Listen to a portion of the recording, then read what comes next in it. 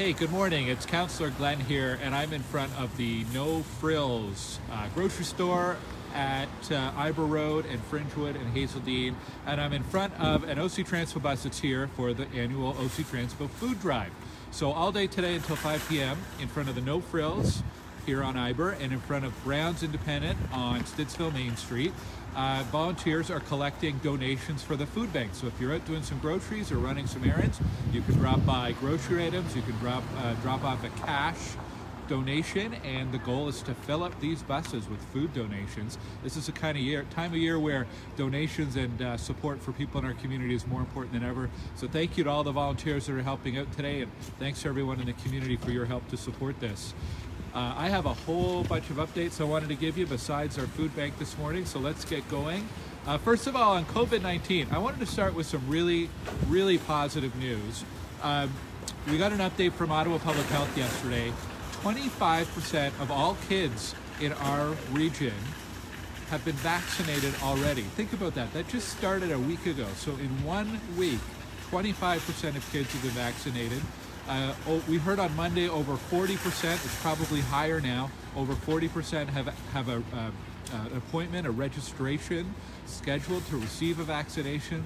So this is rolling out very well. So thank you to parents, and thank you especially to kids who have decided to get a vaccination. It's a huge help for our community. The other good news, it's actually just over here, just a little bit down the road. The Fringewood Community Centre is going to be the site of a new temporary testing clinic on Monday evenings from 5 to 9 p.m. We're seeing a bigger demand for testing at the start of the week and in the evening hours. So it's a new convenient location in Stittsville. Mondays 5 to 9. You still book it the same way you do any other testing location. You can go to ottawapublichealth.ca for more information. I was at a Board of Health meeting on Monday evening. We did get an update on COVID. One of the reminders or requests from Dr. Etche is she said for older adults who are eligible for a booster shot for a third dose, they are available if you're over 70 now. We'd like to see some more uptake from folks over 70. And there's also information that came out yesterday about eligibility for adults over 50 coming soon for a third dose. So please check that out if you're in any of those age categories.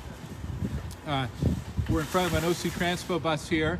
OC Transpo service is free during the month of December. No charge for the transit. You don't need a pass or anything. You can hop on or hop off buses, LRT, and Paratranspo. So if you're heading out to run an errand, maybe heading downtown to an event or to go shopping, or just want to check out a bus and take a short trip in one direction and come right back, it's free during the entire month of December, so please check that out. This week at the city, we approved a transportation budget. I wanted to highlight that. It includes $76 million for road resurfacing across urban and rural Ottawa. There's two big projects planned for Stittsville, one on Abbott Street and one on Hoban Street, section that wasn't repaved last time. So Abbott and Hoban, two of the major resurfacing projects in 2022 for Stittsville. Some more reminders. December 1st, that was on Wednesday, was the first day for one-sided winter parking restrictions on a lot of streets in our community, so please be aware of that. Look for the signs.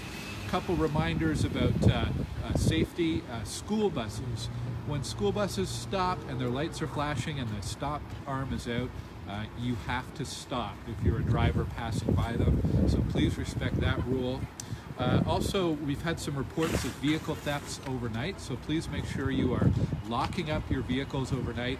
And if you see any activity that's suspicious or you haven't had anything stolen from your car or property, please make a report to Ottawa Police via ottawapolice.ca/report. That's super important. It's getting a bit colder, so I always start to think about outdoor activities, skiing, skating, tobogganing. On skating, I mentioned this last week, but I wanted to mention it again. We are looking for volunteers to help run 3 of our rinks: Ralph Street Park, Mark Yakubuski Park, and Joe Lewis Park. So if you live nearby and you want to help out in your community, great volunteering opportunity. Coming up this week, 37 Wildpine, the development application. We have a Zoom meeting on Monday with the developer, with city planners to share information and answer your questions. On Wednesday, there's a Walkable Ottawa workshop hosted by Ecology Ottawa, focused on the Stittsville area. And last week we had our meeting about 1037 Carp Road, and on December 15th we're going to have our meeting about 360 Bobolink. So go to my website for more information about any of those activities. On Monday, registration opens for the city's swimming programs, and on Wednesday, registration opens for all the other city recreation programs for the winter season. So if you have an interest there, check out the recreation guides on the city's website, ottawa.ca. Happy Hanukkah to everyone in our community who's celebrating. And 3 days that I wanted to highlight.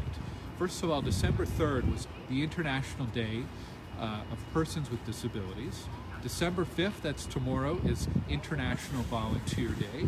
And December 6th is the National Day of Remembrance and Action on Violence Against Women. So for that event, you're going to see a lot of flags across the city in half-mast. So wanted to make sure we recognize and mark those days, important days in our community.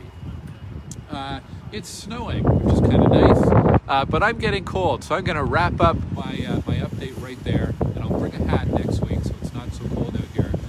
Reminder again about the food drive, proceeds and collection going to the Stittsville Food Bank and other food banks across our area. It's at No Frills and at Stittsville's